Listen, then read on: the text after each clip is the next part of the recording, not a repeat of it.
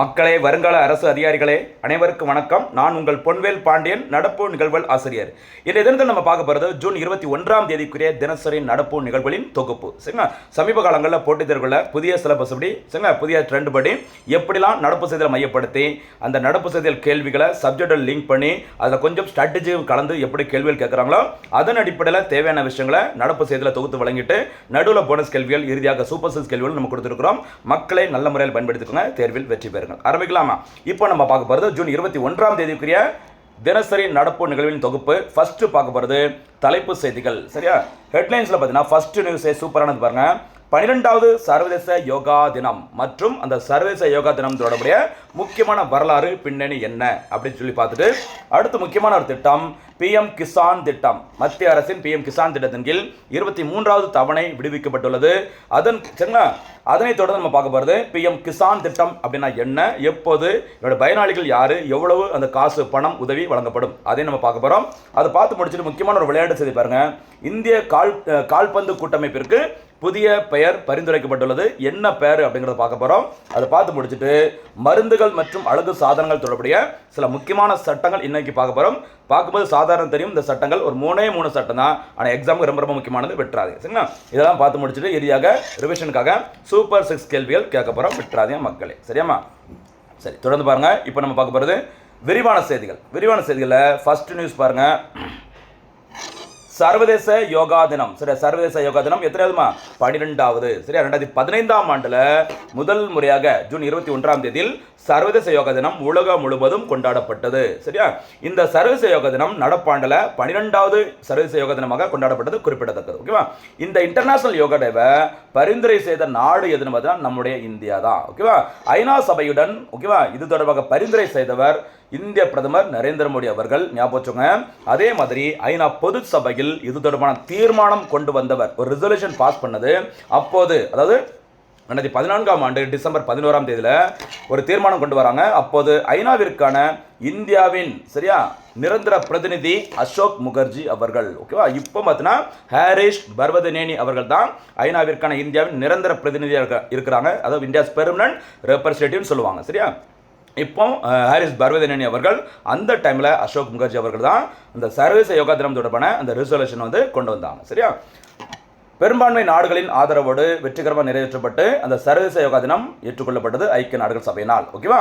சரி, எதுக்கு இந்த சர்வதேச யோகா தினம் அப்படின்னு சொல்லி பார்த்தீங்கன்னா, ஜூன் 21ஆம் தேதியில் சர்வதேச யோகா தினம் கொண்டாடப்படுகிறது அப்படின்னு சொல்லி பார்த்தீங்கன்னா, வட அரைகோளத்தில், சரியா, நார்தன் ஹெமிஸ்பியரில் ஆண்டின் மிக நீண்ட நாள் எது? ஜூன் 21. இது தவிர இந்தியாவில் கோடைகால கதிர் திருப்ப நாளாகவும் இந்த ஜூன் 21ஆம் தேதியில் கடைபிடிக்கப்படுகிறது. அதை முன்னிட்டு தான் நரேந்திர மோடி அவர்கள் ஜூன் 21ஆம் தேதியை இன்டர்நேஷனல் யோகா டேவா வந்து பரிந்துரை செஞ்சுக்கிறான். மிக நீண்ட பகல் நேரம் காலையில் சீக்கிரமாக சூரியன் உதயமாயிரும், சூரியன் கொஞ்சம் மெதுவாக தான் மறையும். அந்த மாதிரி ஒரு சூழல் இருக்கும்போது யோகா பண்ணுறதுக்கு ஒரு சூப்பரான சூழல் இருக்கும். அதனால தான் அந்த டே வந்துட்டு நரேந்திர மோடி அவர்கள் வந்து ரெக்கமெண்ட் பண்ணியிருக்கிறாங்க. சரிங்களா?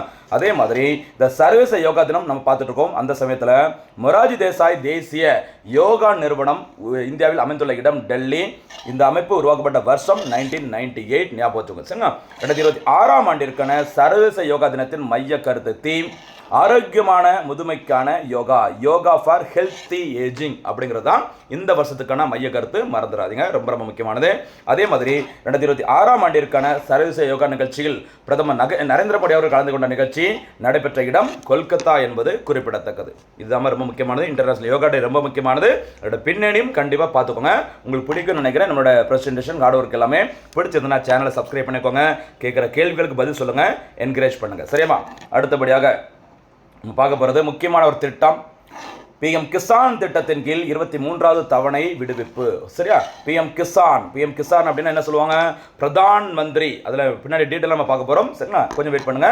இப்போ ரீசனாக என்ன நடந்திருக்கு அதை மட்டும் நம்ம பார்க்கலாம். PM கிசான் திட்டத்தின் கீழ் 23வது தவணை தொகையாக ரூபாய் 2000 பிரதமர் நரேந்திர மோடி அவர்கள் ஜூன் 20, 2026 அன்று விடுவித்தார்.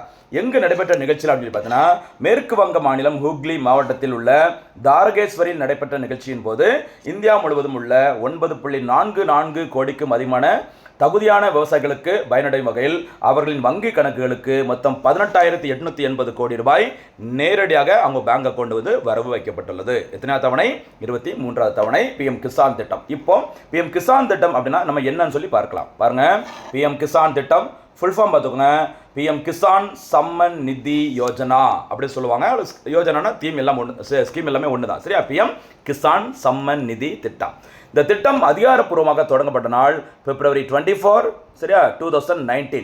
இந்த பிப்ரவரி 24, 2019 தான் உத்தரப்பிரதேச மாநிலம், எங்கம்மா? உத்தரப்பிரதேச மாநிலம் கோரக்பூரில் நடைபெற்ற நிகழ்ச்சியின் போது இந்திய பிரதமர் நரேந்திர மோடி அவர்கள் இந்த பிஎம் கிசான் திட்டத்தின் கீழ் ஓகேவா முதல் தவணை தொகையாக அந்த 2000 ரூபாய் தொகையை பார்த்தீங்கன்னா தகுதியுள்ள விவசாயிகளுக்கு விடுவிச்சாங்க. முதல் தவணை இன்னைக்கு பிப்ரவரி 24, 2019 மறந்துடாதீங்க. சரிங்களா?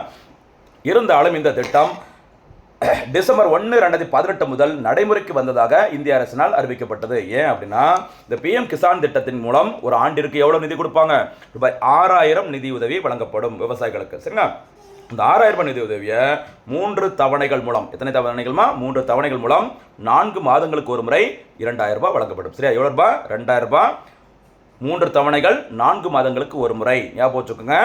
இந்த பிப்ரவரி 24ஆம் தேதியில் இந்த திட்டம் முதல் முறையாக தொடங்கப்பட்டதுனால அதுக்கு கொஞ்சம் பின்னாடி 4 மாதங்கள் கணக்கில் வரணும்ல, அந்த கணக்கில் டிசம்பர், ஜனவரி, ஓகேவா, பிப்ரவரி, ஓகேவா, அந்த மாதிரி கணக்கு பண்ணி முன்தேதியிட்டு தான் இந்த திட்டம் நடைமுறைக்கு வந்ததாக அறிவிச்சிருக்கிறாங்க. டிசம்பர் 1, 2018 இந்த திட்டம் முறைப்படி நடைமுறைக்கு வந்தது அப்படிமா சொல்லிக்கிறாங்க.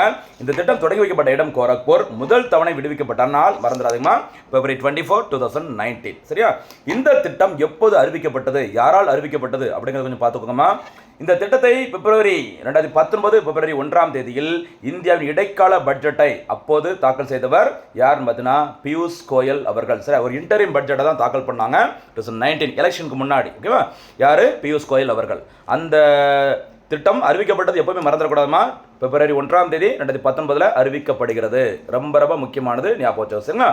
அறிவிக்கப்பட்ட பிறகு முதல் தவணை தான் பிப்ரவரி 24ஆம் தேதி, கொஞ்சம் பின் தேதியிட்டு டிசம்பர் 1ஆம் தேதி 2018 முதல் நடைமுறைக்கு வந்ததாக அறிவிக்கப்பட்டது. ஞாபகம் வச்சுக்கோங்க.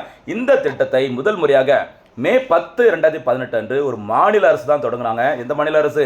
தெலுங்கானா மாநில அரசு. அதோட பேரு ரைத் பந்துன்னு சொல்லுவாங்க. சார், ரைத் பந்து என்ற பெயரில் தெலுங்கானா அரசு விவசாயிகளுக்கான நிதி உதவி திட்டமாக அறிவிச்சாங்க, தொடங்கினாங்க மே 10, 2018. அதே திட்டத்தை தான் மத்திய அரசு என்ன பேர்ல? பிஎம் கிசான் அப்படிங்கிற பேர்ல தொடங்கி இருக்கிறாங்க. இந்த பிஎம் கிசான் திட்டத்திற்கு ஒரு ஆண்டிற்கு ஆகும் மொத்த செலவு கிட்டத்தட்ட 75,000 கோடி என்பது குறிப்பிடத்தக்கது. ரொம்ப ரொம்ப முக்கியமான. சரிங்களா? ஆண்டிற்கு எவ்வளவு கொடுக்குறாங்க விவசாயிகளுக்கு? ரூபாய் 6000. இந்த 6000 ரூபாய் அப்படிங்கிறது சரிங்களா ரூபாய் 2000 என 4 மாதங்களுக்கு ஒரு முறை 3 தவணைகளாக வழங்கப்படும். குறிப்பிடத்தக்கது. சரியா? அடுத்து பார்த்தீங்கன்னா ஒரு முக்கியமான விளையாட்டு செய்தி. இந்திய கால்பந்து கூட்டமைப்பின் பெயர் மாற்றம். சரியா? அகில இந்திய கால்பந்து சம்மேளனம் என்ன பேரு? AIIF சொல்லுவோம், ஆல் இந்தியா ஃபுட்பால் ஃபெடரேஷன். இதுதான் பழைய பேரு. இந்த நிறுவனம் சரியா அகில இந்திய கால்பந்து சம்மேளனமானது ஒரு கூட்டத்தை கூட்டி இந்திய கால்பந்து கூட்டமைப்பிற்கு நாங்கள் புதிய பேரை வைக்க போகிறோம் அப்படின்னு சொல்லிட்டு பரிந்துரைச்சிருக்கிறாங்க. அந்த பரிந்துரை செய்த பெயர் பார்த்தீங்கன்னா பாரத் கால்பந்து கூட்டமைப்பு. என்ன சொல்கிறாங்க? ஃபுட்பால் ஃபெடரேஷன் ஆஃப் பாரத் அப்படிங்கிற பேரில் புதிய பெயரை வந்து பரிந்துரை செஞ்சுருக்கிறாங்க. இந்த பெயர் நடைமுறைக்கு வரணும்னா என்ன நடவடிக்கை நடந்திருக்க வேண்டும் அப்படின்னு சொல்லி பார்த்தீங்கன்னா மத்திய விளையாட்டு அமைச்சகம் சரிங்களா மற்றும் சர்வதேச கால்பந்து சங்கமான ஃபிஃபா இந்த 2 அமைப்புகளின் ஒப்புதல் பெறப்பட வேண்டும். அங்கே ஒப்புதல் கொடுத்தாதான் அந்த பெயர் மாற்றம் அஃபீஷியலாக வெளியிடப்படும். ஞாபகம் மறக்காதீங்க. சரியா? இந்த இடத்துல ஒரு போனஸ் கேள்வி கேட்கலாமா? ஃபிஃபா அமைப்பின் தலைமையிடம் எங்கு அமைந்துள்ளது? சமீபத்தில் சரிங்களா 2026ஆம் ஆண்டிற்கான உலகக்கோப்பை கால்பந்து போட்டியை ஃபிஃபா அமைப்பு நடத்திட்டு இருக்கிறாங்க. இந்த போட்டிகளை எந்தெந்த நாடுகள் நடத்திட்டு இருக்கிறாங்க அப்படிங்கிறத போனஸ் கேள்வியாக கமெண்ட்ல சொல்லுங்க. சரியா? அடுத்தபடியாக செய்தியில் இடம்பெற்ற ஒரு முக்கியமான செய்தி பாருங்கம்மா. மருந்துகள் மற்றும் அழகு சாதனங்கள் தொடர்புடைய முக்கியமான சட்டங்கள். இன்றைய தினத்தில் சரி அந்த மருந்துகள் தொடர்பான சில சட்டங்கள் எல்லாமே வந்து ஒரு பெரிய செய்தியாக போட்டிருந்தாங்க. அதில் எக்ஸாமுக்கு என்ன தேவையோ அதை மட்டும் எடுத்து கொடுத்துருக்கிறேன், மறந்துடாது. சரிங்களா? மருந்துகள் மற்றும் அழகு சாதனங்கள் சட்டம் 1940ஆம் ஆண்டில் வெளியிடப்பட்டது. சில ட்ரக்ஸ் அண்ட் காஸ்மெட்டிக்ஸ் ஆக்ட்னு சொல்லுவாங்க. சரியா? இது யாருன்னு எக்ஸாமில் கேட்டது உங்களுக்கு ஞாபகம் இருக்குன்னு நினைக்கிறேன். அடுத்தபடியாக மருந்துகள் மற்றும் அழகு சாதன பொருட்கள் விதிகள். சரியா? ஞாபகம். ட்ரக்ஸ் அண்ட் காஸ்மெட்டிக்ஸ் ரூல்ஸ் விதிமுறைகள் வெளியிடப்பட்ட வருஷம் 1945ஆம் ஆண்டு. சட்டம் 1940. அதற்கான விதிகள் வெளியிடப்பட்ட வருஷம் 1945. அதே மாதிரி மருந்தக சட்டம் இந்தியா லெவலில் இந்த ஃபார்மசி ஆக்ட்னு சொல்லுவாங்கல்ல, அந்த மருந்தக சட்டம் வெளியிடப்பட்ட வருஷம் 1948. மூணுமே முக்கியமானதா விட்டுறாதுங்க. சரியா? அடுத்தபடியாக இன்றைய தினத்திற்கான சூப்பர் சைஸ் கேள்விகள்.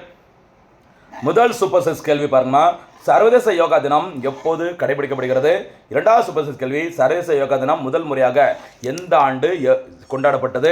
தேர்ட் கொஸ்டின், PM கிசான் திட்டம் எப்போது தொடங்கப்பட்டது? ஃபோர்த் கொஸ்டின், மருந்துகள் மற்றும் அழகு சாதனங்கள் சட்டம் எப்போது இயற்றப்பட்டது? ஐந்தாவது கேள்வி, இந்திய கால்பந்து கூட்டமைப்பின் புதிய பெயர் என்ன? அதாவது பரிந்துரைக்கப்பட்ட பெயர். சரியா? அடுத்து ஐநாவிற்கான இந்தியாவின் தற்போதைய நிரந்தர பிரதிநிதி யார்? இதற்கான பதில்களை சூப்பராக சொல்லுங்க. ஒவ்வொரு தேர்விலும் சரிங்களா கண்டிப்பாக நம்ம நோட்ஸ்லேருந்து நிறைய கேள்விகள் இடம்பெறுவது உறுதி. அதனால நோட்டு போட்டு எழுதிக்கோங்க. வாய்ப்பு கிடைக்கும் போது ரிவிஷன் பண்ணுங்க. உங்களுக்கான பணியை நீங்களே உறுதி செஞ்சுக்கோங்க. சரியா? மீண்டும் சந்திக்கலாம். நன்றி, வணக்கம்.